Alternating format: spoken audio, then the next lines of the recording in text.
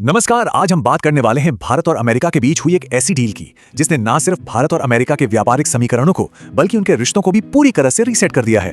तो हुआ ये कि जैसे ही इस डील की खबर आई, इंडियन स्टॉक मार्केट में तो जैसे सुनामी आ गई। मतलब सेंसेक्स और निफ्टी ने पिछले 5 साल के सारे रिकॉर्ड तोड़ दिए।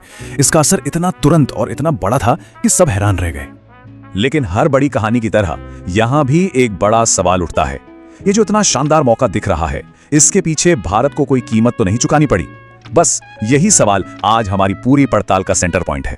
तो चलिए एक एक करके इस समझौते की परतों को खोलते हैं और समझते हैं कि ये अंतरिम ट्रेड एग्रीमेंट आखिर है क्या और इसके असली मायने क्या हैं। अगर बिल्कुल सीधे और सरल शब्दों में कहें तो ये एक सौदा है।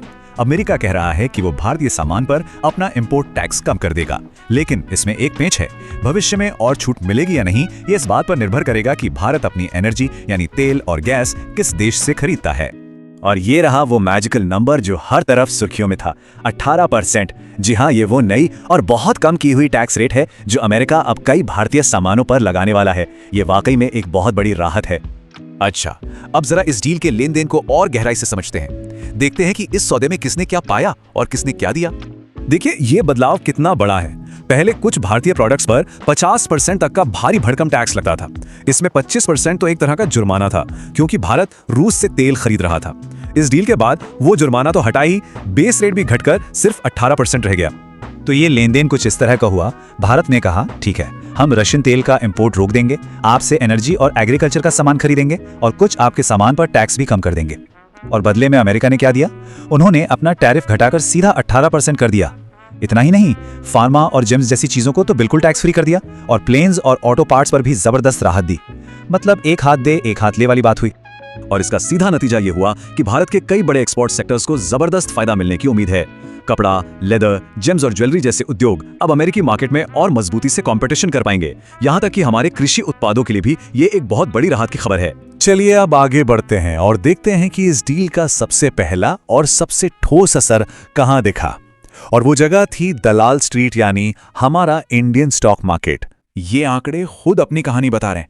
निफ्टी और सेंसेक्स ने जोरदार छलांग लगाई, लेकिन असली बाजी तो आईटी सेक्टर ने मारी, जो लगभग 6% उछल गया। बाजार का मूड पूरी तरह से पॉजिटिव था, चारों तरफ जश्न का माहौल था। इस डील का एक बहुत बड़ा विनर रहा हमारा टेक्सटाइल और गारमेंट उद्योग। जरा सोचिए, जहां पहले 50% तक का टैक्स लगता था, वहां अब सिर्फ 18% लगेगा। ये अमेरिकी बाजार में भारतीय कपड़ा बनाने वालों को एक बहुत बड़ी बढ़त दे देगा। अगला नंबर आता है इलेक्ट्रॉनिक मैन्युफैक्चरिंग यानी ईएमएस सेक्टर का। एवेलॉन टेक्नोलॉजीज जैसी कंपनियों के शेयर्स में जबरदस्त तेजी देखी गई। इसकी वजह सिर्फ टैक्स कम होना नहीं था, बल्कि दुनिया भर में चल रही चाइना +1 स्ट्रैटेजी भी थी, जिसके तहत कंपनियां चीन के अलावा दूसरे देशों में भी प्रोडक्शन करना चाहती हैं और भारत इसका एक बड़ा दावेदार है। और आईटी सर्विसेज को तो हम भूल ही नहीं सकते। भारत का आईटी सेक्टर अपनी आधी से ज्यादा कमाई नॉर्थ अमेरिका से करता है। इस डील ने इस सेक्टर पर जो एक अनिश्चितता का बादल मंडरा रहा था, उसे हटा दिया। इससे इन्वेस्टर्स का भरोसा और भी मजबूत हो गया। और इस डील का एक और बड़ा विनर रहा रिलायंस इंडस्ट्रीज। कंपनी का स्टॉक लगभग 7% उछल गया। क्यों? क्योंकि वेनेजुएला से सस्ते क्रूड ऑयल के इंपोर्ट की संभावना बन गई। रिलायंस की एडवांस रिफाइनरियां इस तरह के तेल से ज्यादा मुनाफा कमा सकती हैं। साथ ही इस डील ने उनके एनर्जी बिजनेस पर छाए अनिश्चितता के बादलों को भी साफ कर दिया। तो चलिए अब मार्केट और पैसों की बात से थोड़ा ऊपर उठते हैं और बड़े पिक्चर को देखते हैं। आइए इस डील के भारत के लिए जो गहरे रणनीतिक और जियोपॉलिटिकल मायने हैं, उनका विश्लेषण करते हैं। इस पूरी बहस को समझने के लिए स्ट्रेटेजिक ऑटोनॉमी या सामरिक स्वायत्तता को समझना बहुत जरूरी है। ये दशकों से भारतीय फॉरेन पॉलिसी की नींव रही है। सीधी शब्दों में इसका मतलब है अपनी मर्जी का मालिक होना, अपने देश के हित में फैसले लेना, बिना किसी बड़ी ताकत के दबाव में आए। और चिंता की असली वजह यहीं से शुरू होती है। ये डील कंडीशनल है। अमेरिकी दस्तावेजों में साफ साफ लिखा है कि अगर भारत ने दोबारा रूस से तेल खरीदना शुरू किया तो ये कम हुए टैक्स फिर से बढ़ाए जा सकते हैं। ये एक तरह से भारत पर जियोपॉलिटिकल लगाम कसने जैसा है।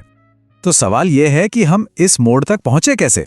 देखिए, इसकी शुरुआत 2025 के बीच में हुई, जब टेंशन बढ़ने लगी।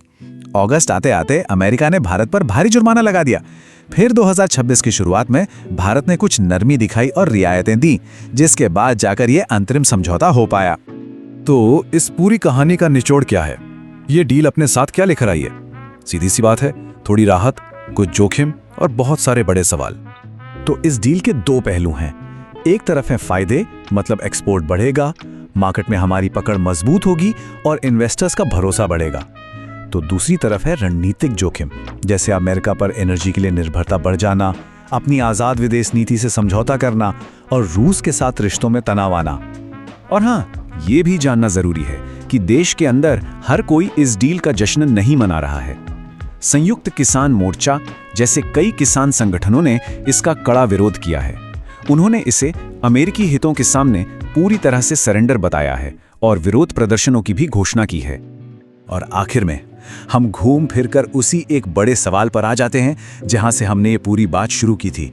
क्या भारत ने अमेरिकी मार्केट में अपनी जगह पक्की करने के लिए अपनी स्ट्रेटेजिक आज़ादी, अपनी फॉरेन पॉलिसी की आज़ादी का सौदा कर लिया है? अब इस सवाल का जवाब तो शायद आने वाला वक्त ही देगा। हमारे साथ